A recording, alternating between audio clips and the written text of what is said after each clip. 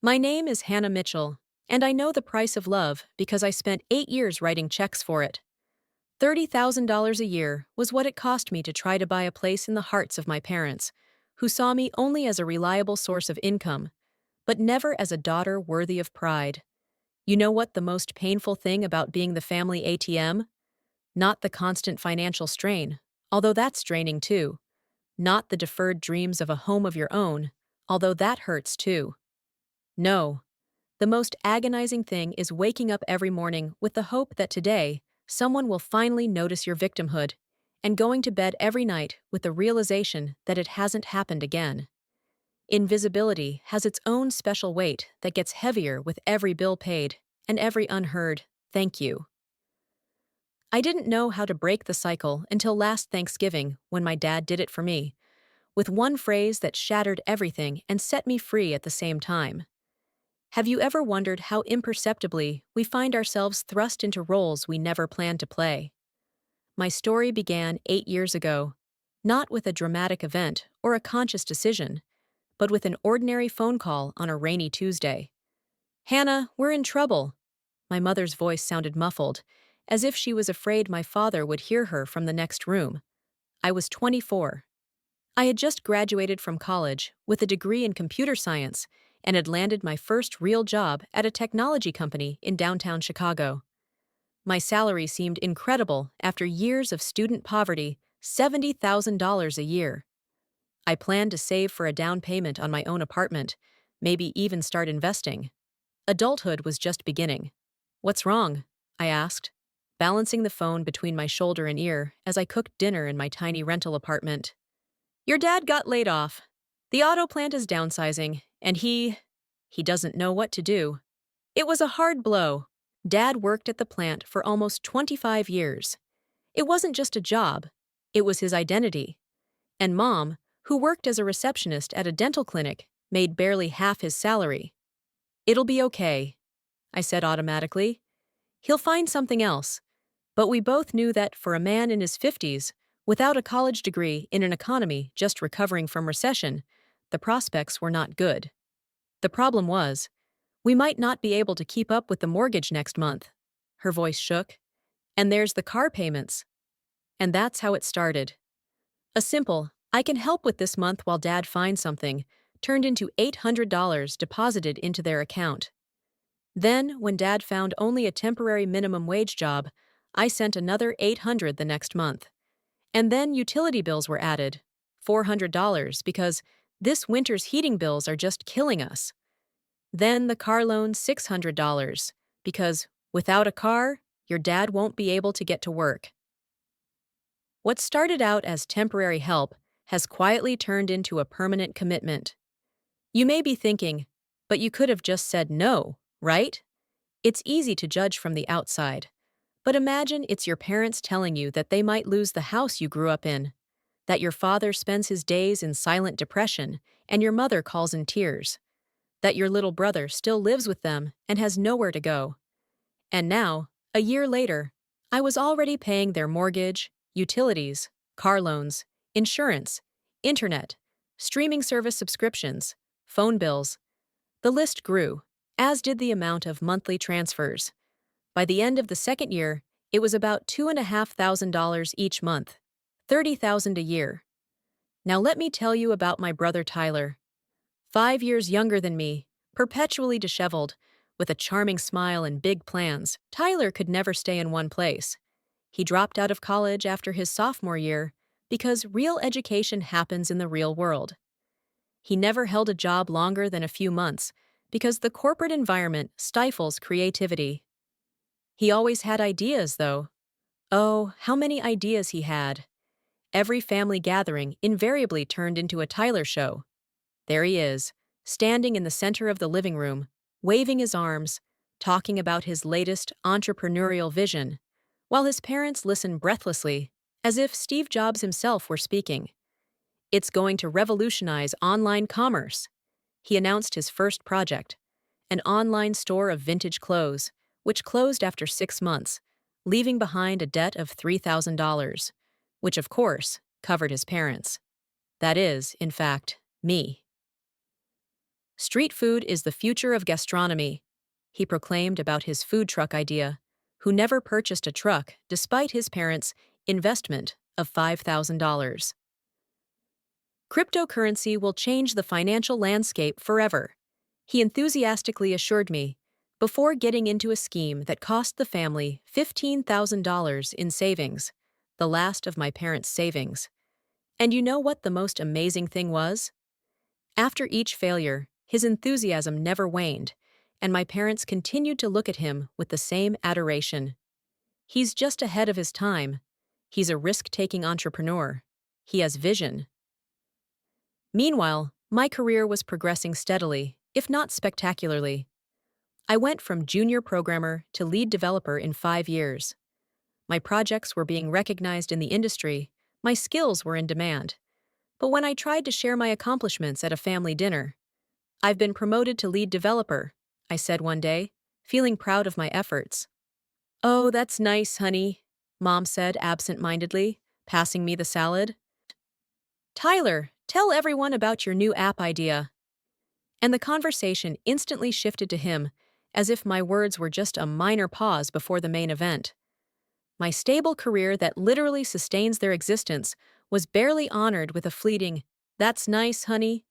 I didn't expect fanfare or a red carpet, but some recognition, even a shadow of interest in what I was doing 8 hours a day, 5 days a week. Apparently, that was too much to ask. My best friend Riley was the only one who saw the full picture. "Wait," she said, when I finally told her how much I was actually spending on my parents. $30,000 a year? Hannah, that's crazy. Do you realize they're using you? We were sitting in a little cafe near my office. I remember nervously stirring the sugar in my coffee, without looking her in the eye. They're not using me. They're in a difficult situation. One that's been going on for 6 years? Riley leaned closer. What about your brother? He's still living with them, right? And he's not contributing his share? Tyler's going through a transition. I repeated a phrase I'd heard my mom say countless times. A transition period that also lasts 6 years? She shook her head. And what do you get in return? Not even a thank you? I remained silent. What could I say? That I secretly hope that one day they'll look at me the way they look at Tyler. That every time I transferred money, somewhere deep inside, there was a hope that it would finally be noticed and appreciated. They're family, I finally squeezed out. What am I supposed to do? Let them lose their home? Even to my own ears, those words sounded less and less convincing every time I said them. But the truth was, I didn't know how to get out of this situation. Years of silent funding had created expectations, and abandoning them now seemed impossible. How could I suddenly say, I'm not going to pay your mortgage anymore? What would happen to the house? To them? To our relationship, however unbalanced it might be? So I kept going. Every month I opened my bank account, made transfers, paid bills. Every month I put off my dreams of the house I wanted to own, the trips I wanted to take, the financial freedom I deserved. And every month I told myself that next time would be different. Next time they'll notice. Next time they'll say thank you. Next time they'll look at me with the same pride they look at Tyler with, despite all of his failures. But that next time never came. And with every month, every year, the weight of invisibility grew. I felt like a ghost at family gatherings, present physically, but invisible emotionally. An ATM machine with legs that comes in, leaves its deposit, and leaves without leaving a trace in my memory. I didn't know how long this could go on. How many more years would I write checks for a love that never comes? How many more missed opportunities, deferred dreams, unnoticed accomplishments could I endure? The answer came unexpectedly last Thanksgiving, when my dad finally did what I could never do on my own. He broke the cycle with one phrase that shattered everything and set me free at the same time. But that's another story. You know that feeling when life finally starts to come together? When luck smiles on your face and you think, maybe things will be different now? That's exactly the kind of moment I experienced 2 weeks before Thanksgiving. My 3-month project to build a new platform for a major client was successfully completed, on time and even below budget. The team applauded when I showed off the final version, and the director shook my hand and hinted at a substantial expression of gratitude in my next paycheck. And he wasn't exaggerating. The bonus was $15,000, an amount that may seem modest to many, but to me represented a world of possibilities. For the first time in years, I felt financially confident enough to start thinking about a down payment on a house of my own. Not an apartment, a house, with a small garden, maybe even space for a home office. A dream I'd long ago shelved for someday later. That evening, I sat at the kitchen table, looking through real estate listings, letting myself dream. A small townhouse on a quiet street near the lake. A 2-story brick house with a porch in the suburbs. I even worked up the courage to make an appointment with a mortgage broker for next week. It was at that moment that the phone rang. My mom's number popped up on the screen, and I felt a familiar tension in my shoulders. A reflex reaction developed from years of waiting for every call to mean another financial ask. "Hi, Mom," I answered, trying to keep my voice light. "Hannah, your father and I have decided that you're going to have Thanksgiving this year," she said without preamble. "Your apartment will be fine, not 'how are you' or 'what are you doing?' and certainly not 'congratulations on your successful project,' although I had mentioned it the last time we spoke. Just a direct instruction disguised as a suggestion. "But I already had dinner last year," I reminded myself, remembering how my mother was always criticizing my cooking skills and my father complaining about the uncomfortable chairs. "So?" There was a hint of irritation in her voice. "Tyler's busy with his new project right now. He can't be distracted by organizing parties. And our house. You know, the roof is still leaking in the living room. A roof that I offered to pay for last year. But my mom refused, saying they'd handle it themselves." I wondered, I thought, if that money was going to Tyler's next venture too. "Okay," I agreed, closing the real estate listings tab. "I'll get everything organized." In the days that followed, I spent nearly $400 on organic turkey, high-quality ingredients for side dishes, 3 different kinds of pies, and several bottles of expensive wine. It was probably overkill, but part of me still hoped to make an impression, to show that I could be successful too, worthy of their pride. I called Tyler to see if he wanted to bring anything for dinner, maybe drinks or dessert. "Sorry, sis, money's tight right now," he answered, and I could clearly hear the sounds of a video game playing in the background. "You know, I'm putting all my resources into a new project. It's going to be the bomb." I suppressed a sigh. Of course Tyler's tight on cash. He's always tight when it comes to contributing. But somehow that money always seems to be enough for the latest game consoles and fancy gym memberships. 3 days before the party, with the turkey already defrosting in the fridge and all the ingredients neatly organized into bags, my phone rang again. "Hannah, we changed our minds," Mom announced without preamble. "Dinner would be at our house after all.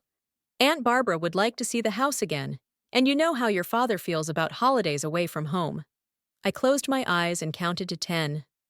No, I didn't know how my father felt about holidays away from home, considering I'd had Thanksgiving last year without any objections from him. "Mom, I already bought everything I need. The turkey's defrosting." "Well, bring it to us," she said in a tone of voice that brooked no objection. "You'll have to come for dinner anyway." That's how I found myself loading a huge turkey, bags of groceries, and bottles of wine into my car early Thanksgiving morning. Unloading it all at my parents' house, where no one even offered to help. Cooking in their kitchen, where my mom would periodically stop by to comment on the amount of salt I was adding, or to suggest a better way to cut vegetables. "You're adding too much oil," she remarked, as she watched me mashed potato the potatoes. "At your age, you need to watch your figure." I didn't reply. What would be the point? Instead, I silently continued working, watching with the corner of my eye as Tyler sat in the living room with his father, discussing sporting events without making the slightest attempt to help. By 5 p.m., the table was set, the turkey was cooked, and the whole family was gathered around the table. My parents and Tyler at one end, Aunt Barbara, Uncle George, and Cousin Natalie in the middle, and me in the far corner, closest to the kitchen, so I could get up and serve. Before we begin, Dad proclaimed, raising his glass, I want to thank our talented son Tyler for his tenacity and entrepreneurial spirit. This year, he had an amazing new idea that I'm sure will change his life. Tyler smiled modestly, taking the praise for granted. Yes, by the way. He picked up on that, perking up. I was just about to tell everyone about my new project. It's a revolutionary fitness app that combines artificial intelligence technology with personalized workouts. And so began a familiar scenario. Tyler is in the spotlight, spelling out his grand vision, while everyone listens as if mesmerized. Especially when he mentioned that he needed only $40,000 to launch the app. Your mom and I were discussing the possibility of helping you with startup capital, my dad said, and I felt a chill go down my spine. We could use some of our retirement savings, the same retirement savings that had already been depleted by our previous investments in Tyler's businesses. The same retirement savings that I'd been contributing extra money to every quarter. I couldn't keep quiet. Not this time. Before making a decision, I said carefully, trying to keep my voice neutral, maybe we should discuss the competitive advantages of the app. The fitness app market is very saturated, and most of them are already using AI for personalization. Tyler frowned, like a child who has been told that Santa Claus doesn't exist. My app is completely different, he retorted. You just don't understand the whole concept. I'm just saying that, given previous projects, I tried to choose my words carefully. It might be worthwhile to do more market research before investing significant sums of money. There she goes again, Mom sighed, turning to Aunt Barbara as if I wasn't in the room. Always ruining Tyler's mood, always criticizing his ideas. I'm not criticizing, I countered, feeling the blood start to pulse in my temples. I'm just suggesting that we take a more balanced approach. Hannah has always been so careful, Mom continued, ignoring my words. No entrepreneurial spirit, no risk-taking, just goes to her steady job like a robot.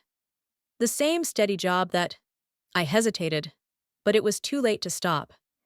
Years of repressed frustration and unspoken resentment were coming to a head. You know who's really been supporting you financially for the last 8 years? Yeah. Your mortgage, utility bills, car loans, all of it. $30,000 a year. If you ever wonder what absolute silence sounds like, come to a family dinner where a closely guarded secret is suddenly revealed. It's not just the absence of sound. It's a physically tangible vacuum in which reality itself is frozen. The faces at the table reflected a whole range of emotions. The shock on Aunt Barbara's face, the disbelief in Uncle George's eyes, the curiosity and something akin to understanding in Natalie's expression. But what struck me most of all were the faces of my parents. Not shame, not gratitude, not remorse. No, there was outrage, as if I'd committed some unforgivable betrayal by exposing this secret. What about Tyler? He looked at me with an expression I couldn't decipher, a mixture of surprise and relief, as if a weight he hadn't realized he was carrying had suddenly been lifted from his shoulders. I didn't know what was going to happen next. I only knew that I could no longer live in the shadows, be the invisible support of a family who couldn't see my sacrifice. In that moment, something changed. In me, in our family dynamic, in the very air we breathed. Thanksgiving is a holiday where we express gratitude for what we have. But sometimes, to truly be thankful, we must first acknowledge what we have. And that night, I finally got my family to see what they had refused to notice for so long. If my story resonates in your heart, if you've ever felt invisible in your own family or struggled with unfair expectations, I'm here to tell you, you're not alone. Give me a like, subscribe to my channel, and share your stories in the comments. Together, we can find the strength and support we so desperately need. You know how sometimes life's most important moments come without warning? 1 second and everything changes. The silence that followed my revelation lasted probably no more than a few seconds, but it felt like time had stopped. Everyone froze, like a child's game of freeze frame. And then my father slammed his palm on the table with such force that the dishes bounced, the glasses clinked, and the wine spilled out onto the snow-white tablecloth like bloodstains on snow. "Get out of here!" he shouted, his face purple, the veins in his neck bulging. "Paying your bills doesn't make you family. How dare you throw your financial assistance in our faces? No one asked you to pay our bills." You know what's weird? In that moment, when a storm of emotions should have overwhelmed me, resentment, anger, the pain of rejection, I was overwhelmed by an extraordinary calm. It was like I was watching through a glass. 8 years of financial support, sacrifice, and hope for recognition had led to this moment of absolute rejection. Everything fell into place like the last piece of a puzzle. I always knew I was invisible to them, but somewhere deep inside, there was a hope that one day they would see me, appreciate my support, my love. Now that hope was dead, and with it went the burden of expectation. "Then let Tyler pay the 30,000, I said quietly, surprised at the calmness in my voice. I carefully placed my napkin next to my plate. Somehow that little gesture of courtesy seemed important even now, and stood up from the table. No one said a word when I left the dining room. Only Aunt Barbara looked at me with a look of something like sympathy. "Perhaps you think I should have fought," shouted back, demanded gratitude, or at least recognition. But in that moment, I felt only fatigue, a deep, all-consuming fatigue of trying to earn what should have been given unconditionally. I walked out of the house I'd been paying for years, got in my car, and just drove. With no purpose, no direction, just to end up somewhere else. The tears began to come gradually, blurring my vision, making the world blur in front of my eyes. I drove like that for almost 30 minutes until I realized it wasn't safe. I turned off the engine and let myself cry for real. Crying is sometimes liberating, allowing us to release the emotions we hold inside. But this crying was different. It didn't bring relief. It was as if I was mourning not just this evening, but all the years, all the hopes, the whole version of myself that believed that if I was good enough, generous enough, successful enough, I would finally earn their love. Through the fog of emotions, I found the strength to dial Riley's number. She answered after the first beep. "Hey, how was the holiday?" she asked cheerfully, but immediately changed her tone when she heard me sobbing. "Hannah? What's wrong?" I tried to explain, but the words came out incoherent, punctuated by sobs. "Where are you?" she asked. "I'll be right there." "No, you're having a family dinner." "Screw dinner. Where are you?" I named the park, and less than 20 minutes later, her car pulled up next to mine. Riley was always like that, reliable, unconditional support. Something I'd never gotten from my own family, but something I was so desperately looking for. "Let's go," she said, opening my car door. I saw a coffee shop open nearby. It was cold today for sitting in the park. The small coffee shop that was open on the holiday was almost empty. We sat down at a table in the corner, away from the windows. The waitress, clearly tired from her holiday shift, brought us 2 large cappuccinos. Steam rose above the cups, creating a cozy barrier between us and the rest of the world. I told Riley everything: the preparations for dinner, the transportation of the food to my parents' house, the conversation at the table, and my father's reaction. With each word, my breathing became smoother and my thoughts clearer. "You know what the funny thing is?" I said, warming my hands on my cup. "Part of me feels relieved, like all this time I've been waiting for them to say exactly that." "Because now you know for sure," Riley nodded. "No more illusions, no more, maybe next time." "Right." I took a sip of coffee. But the other part of me just doesn't get it. How could they? I'd helped them for so many years, and all I got in return was this. Paying bills doesn't make you family. Like I was just an ATM machine. Riley looked at me with that mixture of compassion and determination that was unique to her. Because this wasn't just financial abuse, Hannah. It was years of emotional abuse. I flinched at the word abuse. It seemed too strong, too dramatic for my situation. You're exaggerating. Am I? She leaned closer. Constantly comparing you to your brother, ignoring your accomplishments, expecting support without a word of thanks, devaluing your contributions. And the final chord, public humiliation and rejection for daring to call things by their proper names. If that's not emotional abuse, then what is? I remained silent, allowing her words to penetrate my consciousness. Maybe you know that feeling, when someone says out loud what you've always known but were afraid to admit, even to yourself. It's like the fog clears and you see the landscape clearly for the first time. And you know what? Riley continued. They ended the relationship on their own. Your father literally kicked you out of the house. That frees you from any obligation you may have felt. Now you can take action. But what am I supposed to do? I asked, feeling both fearful and strangely excited by the possibilities that were opening up. Something you should have done a long time ago.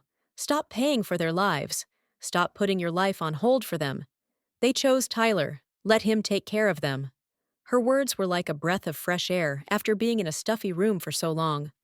A simple truth that I had refused to see for so long. When I returned to my apartment that evening, I was no longer overcome with tears. There was determination inside, clear and cold as a knife blade. I opened my laptop and logged into my online banking.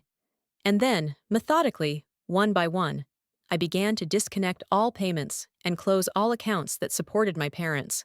Monthly mortgage payment, canceled. Utilities, disconnected. Car loans, discontinued. Insurance, family cell phone plan, home internet, and cable TV, all canceled. Streaming services they didn't even bother to create their own accounts for, deleted. The home automation and security system I installed last year after a series of burglaries in their neighborhood, disabled. With each closed account, with each canceled payment, I felt the weight lift that I had been carrying for so long that I stopped noticing it. It was like taking off a backpack after a long hike. You suddenly realize how heavy it was, only when it's no longer on your shoulders. You know what the most important thing is? It wasn't revenge. I didn't feel schadenfreude when I imagined their confusion when they discovered the lights weren't on, or the car was being repossessed because of overdue payments. It was a liberation. Liberation from a role I was never supposed to play. From obligations that should never have fallen on my shoulders. For too long, I had equated financial support with love. I believed that if I gave enough, they would finally see me, appreciate me, love me the way I'd always dreamed of being loved. But as Riley pointed out, some people are unable to give the appreciation and love we deserve, no matter how much we sacrifice. And continuing to give in hopes of change is not devotion. It's self-deception. The last thing I did was cancel the automatic funding of their retirement account, which I had set up 2 years ago after they spent their savings on yet another Tyler venture. $500 went into that account every month, my way of providing them with security in their old age, even if they weren't thinking about the future themselves. When I hit the close account button, something inside me felt like it clicked. The lock I'd been carrying around for so long had finally opened, and behind it was not emptiness as I feared, but possibilities. My dreams. My life. I closed my laptop and walked to the window. Outside the window, snow was falling, the first of the season. Fluffy flakes swirled in the light of the streetlights, creating the illusion of magic. Tomorrow they would wake up in a world where there was no longer an invisible daughter paying for their comfort. A world where their decisions will have consequences. And I will wake up free. You know how in movies the hero walks out of a blown-up building in slow motion while flames rage behind him? Well, in real life, there's no such dramatic walk.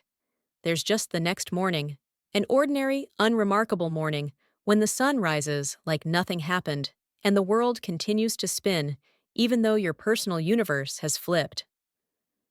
Waking up at 9 in the morning after Thanksgiving, I reached for my phone, which had been on Do Not Disturb mode all night. The screen came to life, revealing what could be described as a digital tsunami. 37 missed calls, 52 text messages, and a slew of emails, all received in the early morning hours. My stomach clenched, Not from fear, but from some strange premonition. The first voicemail I listened to was from Aunt Barbara, recorded at 6:30 in the morning.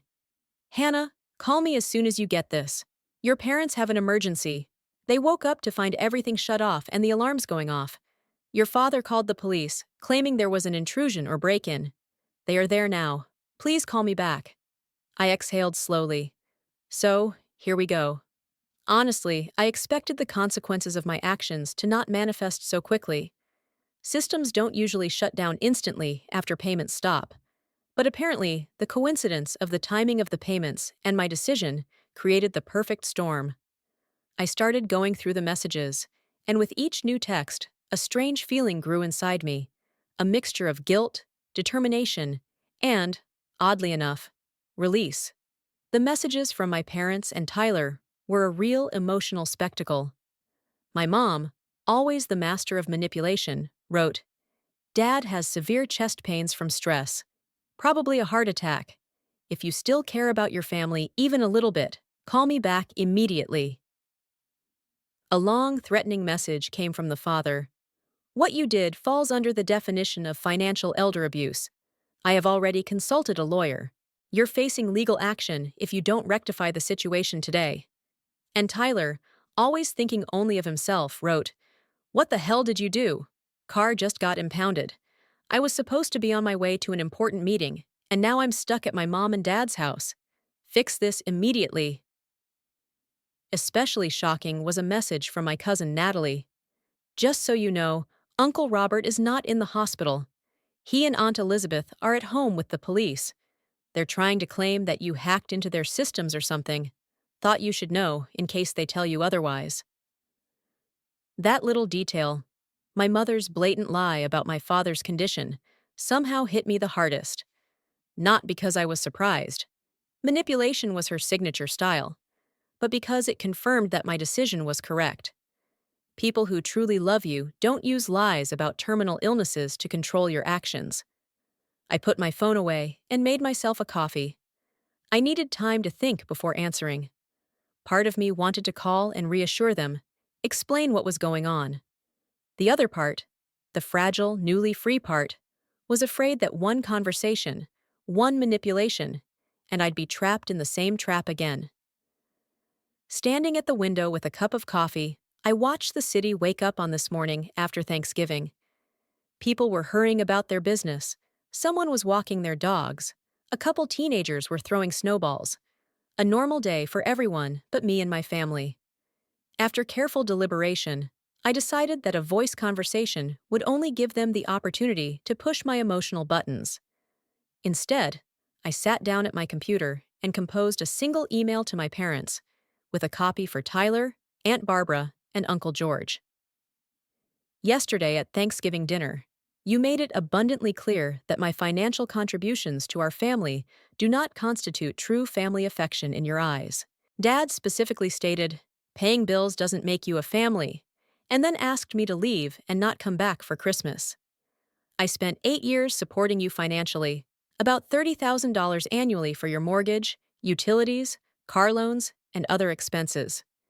During that time, my contributions were taken for granted, while Tyler received praise and support for business projects that failed time after time. I have honored your wishes by removing myself completely from your financial affairs." The letter was short, direct, and devoid of emotion, at least outwardly. Inside, every word was soaked in years of unspoken pain, unrecognized sacrifices, and unfulfilled hopes for recognition. But I didn't want to give them that power over me. Not again. As I hit send, I felt a strange calm. Not the euphoria of release, not the bitterness of a breakup, but just silence. As if after years of constant background noise, there was suddenly silence. And in that silence, I could finally hear myself. Over the next days and weeks, my parents' reactions went through several predictable stages. First, there was shock and anger, a cascade of calls and messages that became increasingly aggressive as they realized the magnitude of the change. "You can't just turn off our lives," yelled my father in one of the voicemails I listened to. but didn't respond to. "We are your parents. We gave you life," wrote my mother, as if the biological fact of birth automatically entitled them to my finances for the rest of my days. Anger was followed by attempts at manipulation. My mother sent a picture of my father lying on the couch with an exhausted expression on his face. "Your father hasn't slept in 3 days. The doctor says it could lead to a stroke." I checked the photo's metadata. It was taken 2 years ago, when my father actually had the flu. Threats of legal action followed. Dad, who could never afford a good lawyer, because I was paying for basic necessities, not legal advice, suddenly found money for a consultation with a financial abuse specialist. "You violated the verbal contract," he argued. "We relied on your support, and you can't just terminate it without warning." I consulted my own attorney, just to be sure. He assured me that voluntary financial assistance without any written agreements does not create a legal obligation. They could try to file a lawsuit, he said, but it would be a waste of their time and money. Finally, when the threats didn't work, came the fake attempts at reconciliation. The mother sent a message full of false nostalgia. "I was just revisiting your childhood photos. Remember how we always supported your hobbies? How we bought you your first computer? Family is forever, Hannah. We have to stick together." Not a word of acknowledgement of her role in the conflict. Not a hint of apology for years of neglect. Just an attempt to use sentimentality to restore the status quo in which I was their personal ATM. Tyler, after the initial shock, went on the offensive of a different kind. "You destroyed your family out of jealousy," he wrote, "simply because my ideas were always better than yours, and your parents saw that." I almost laughed reading that. For 8 years, I'd been funding his failed ventures, and now I was jealous? It would be funny if it wasn't so sad. Interestingly, amidst all this chaos, unexpected connections began to form. Aunt Barbara, after the initial shock, sent me a personal message. "I always noticed how they treated you. I never realized you had supported them for so long. If you need to talk, I'm here." Natalie, my cousin, who had always been more of an observer in our family dramas, began writing to me directly, reporting the reality of the situation at home. Her insider reports helped me stay firm when my mother tried to manipulate the facts. The most surprising was a message from Uncle George, Aunt Barbara's husband, usually a bit terse and kept out of the family dramas. "Hannah, I don't know the whole story, but I remember how proud your father was when you got your first job. Something changed after he lost his. Maybe it wasn't you, but his own feelings of inferiority. That's not an excuse, just an observation. Take care of yourself." These small acts of support were like lifelines in the stormy sea of consequences of my decision. They reminded me that cutting toxic ties doesn't mean being completely alone. Sometimes when we let go of what hurts, we create space for something better. 3 weeks after Thanksgiving came an unexpected email from my mother. "We have something to discuss. Come over Sunday for lunch." No apology, no confession, just a demand, as if nothing had happened. I didn't respond. It was the first time I hadn't rushed to fulfill her request order, and it felt strange, liberating and terrifying at the same time. That night, I called Riley and told her about the letter. "They still don't get it, do they?" she said with a sigh. "They think they can just snap their fingers, and you go back to being an invisible prop." "You know what the weirdest thing is?" I replied. "Part of me still wants to go. Hopes that maybe this time they'll see me, really see me." "That's okay," Riley said softly. "You've spent your whole life seeking their approval. Those kinds of desires don't disappear in a month. It's what you do with those feelings that matters, not the feelings themselves." I looked at my phone screen, where my mom's message was still open. Habitual patterns pulled me to respond, to agree, to give in. But I closed the message without responding. Maybe someday we can build a new, healthy relationship. Maybe one day they'll realize the pain they've caused and sincerely ask for forgiveness. But until that day came, I had to hold on to the boundaries I had failed to set for so long. The chaos of the aftermath of my decision was not the end. It was a beginning, a painful, unkempt, but necessary beginning of a new chapter. A chapter in which I was the main character in my own life, not a secondary character in theirs. Sometimes the most meaningful changes in life don't happen in dramatic moments of epiphany, but in the quiet mornings of ordinary days when you suddenly realize you're breathing differently.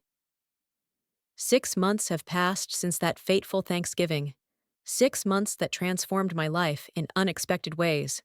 Not lightning fast, but gradually, like a dawn slowly illuminating a new landscape.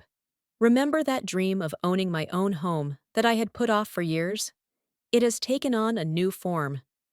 In February, I moved into a spacious apartment in a modern, secure building on Chicago's North Side. Not the garden home I once dreamed of, but a space that is completely mine. A place where every decision is mine, every bill is mine alone, and every item is chosen not for someone else's approval, but for my own comfort. The address of this apartment is known only to a select few. My family, more specifically, my parents and Tyler, are not part of that circle. This precaution might seem excessive if it weren't for the weeks after Thanksgiving, when my father showed up at my old apartment twice unannounced, demanding explanations and restoring order. $30,000 a year, the amount I used to spend to support my parents, now works for me. Some of that money is adding to my savings for a future down payment on a house. But the most significant change is how I've started investing in myself. In January, I incorporated my own business, a web development consulting business that I used to do on weekends as a hobby. Now it's my second job and a growing source of income. It's funny how financial freedom unlocks creativity you didn't even realize you had. But it's not just the financial side of my life that has changed. In January, on Riley's advice, I joined a support group for adult children of emotionally abusive parents. I'll admit, at the first meeting, I felt like an imposter.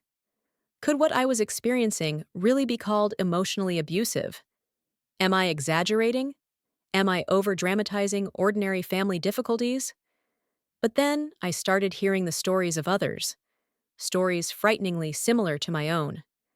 The woman whose academic success was always overshadowed by the accomplishments of her athlete brother. A man who spent years supporting alcoholic parents who never saw his victims. People who, like me, were used to being invisible in their own families. As I listened to them, I began to realize that what had happened was not normal or acceptable. It wasn't my failure as a daughter, but my parents' failure in their ability to appreciate the daughter they had. The realization didn't come as a loud revelation, but as a quiet understanding slowly taking root in my mind. We can't change our parents, Mariah, the group's facilitator, once said, but we can change how we respond to their behavior. We can learn to set boundaries and let go of the guilt of needing those boundaries. From Aunt Barbara, I would occasionally get updates on my parents. She became an unexpected ally during this period, calling me once a week just to talk, without any ulterior motive. They had to sell the house, she informed me in one of our conversations in March. They moved into a smaller rented apartment. Your father found a part-time job as a security guard at the mall. Elizabeth increased her hours at the clinic. I felt a prick of guilt, not for my decision to cut off financial support, but because part of me felt gratification at this news. It wasn't schadenfreude, more like confirmation that they had been able to manage on their own all along. They were just more comfortable using me. And Tyler? I asked, even though I'd already guessed the answer. He got a job as a clerk at a sports store, my aunt said, with a hint of irony in her voice. He still lives with them, and, from what I hear, he's always complaining that you ruined everything. His great fitness app never saw the light of day. Of course, Tyler was still living with them. Of course, I was to blame for the downfall of his grand plans. Some things never change. And you know what? It didn't bother me anymore. His opinion of me lost its power as soon as I stopped seeking the approval of this family. In early April, something strange happened. I received a belated Christmas card in the mail from my parents. A generic holiday greeting with a store-bought picture of a snowy cabin. and a handwritten note at the bottom. Christmas dinner at 4 o'clock this year. The past is the past. Family should be together for the holidays. I reread that note, not believing my eyes. No acknowledgement of what had happened. No apology for the years of neglect. Just the expectation that I would return to my place in their lives, as if nothing had changed. As if my father's words, "paying the bills doesn't make you family," had never been spoken at that table. The postcard went in the trash, but thoughts of it haunted me for a few more days. There was something almost surreal about this attempt to return to the status quo while ignoring the broken bridge between us. Thankfully, not all family relationships were lost after Thanksgiving. Some, surprisingly, grew stronger. Aunt Barbara and Uncle George turned into figures more like parents to me than my own. They called regularly, interested in my life and work, delighted in my accomplishments, without trying to compare me to anyone else. They never asked for anything but my company, a new experience in family relationships that I was still getting used to. Natalie, my cousin, Aunt Barbara's daughter, also grew closer. We met for coffee every few weeks, discussing everything from work to relationships to family dynamics. Our cousin bond became stronger than ever. "You know, I always saw how they felt about you," she confessed one day. "But I didn't know what to say. I felt like it was none of my business." "It's okay," I replied sincerely. For years, I hadn't recognized the obvious myself. But the most surprising twist was Aunt Diana, my mother's sister. We'd never been particularly close. She lived in another state and rarely visited. But in March, she was passing through Chicago and invited me to lunch. "I've always seen them favor Tyler," she said as we finished our coffee. "I tried to talk to Elizabeth about it years ago, but she wouldn't listen. I want you to know that some of us have always seen your worth, even when they couldn't." Her words were like balm on an old wound, not healing completely, but bringing a relief I didn't realize was possible. Looking back on that Thanksgiving night, I realized that my father, without realizing it, had done me an unexpected favor. With his renunciation, he freed me from the prison of unrealistic expectations and endless giving that I had built for myself. With one phrase, he shattered the illusion I had clung to for years. The illusion that if I gave enough, they would finally love me the way I had always dreamed of being loved. The most profound lesson I learned from this experience was the realization that a real family has nothing to do with financial support or obligations. A real family sees you, values you, and loves you without conditions. And sometimes that includes people you share DNA with, and sometimes it doesn't. Now, sitting on the balcony of my new apartment, watching the spring rain wash over the city, I feel a strange calm. Not perfect happiness. Life is rarely that neat, but a peacefulness that comes with acceptance. My story with my parents may not have a Hollywood ending with a touching reconciliation and tears of remorse, and that's okay. Some relationships are not meant to heal, some bridges remain burned. What matters is not what we lost, but what we found in the process. I found myself, my voice, my value, independent of anyone else's recognition. And that may be the most valuable discovery of all. You know what's interesting? When I stopped spending $30,000 a year trying to buy love, I discovered that real love had been around all along, in Riley's friendship, in Aunt Barbara's warmth, in Natalie's sincerity. In the new relationship I'm building based on reciprocity, not one-sided sacrifice. I won't lie and say everything is perfect.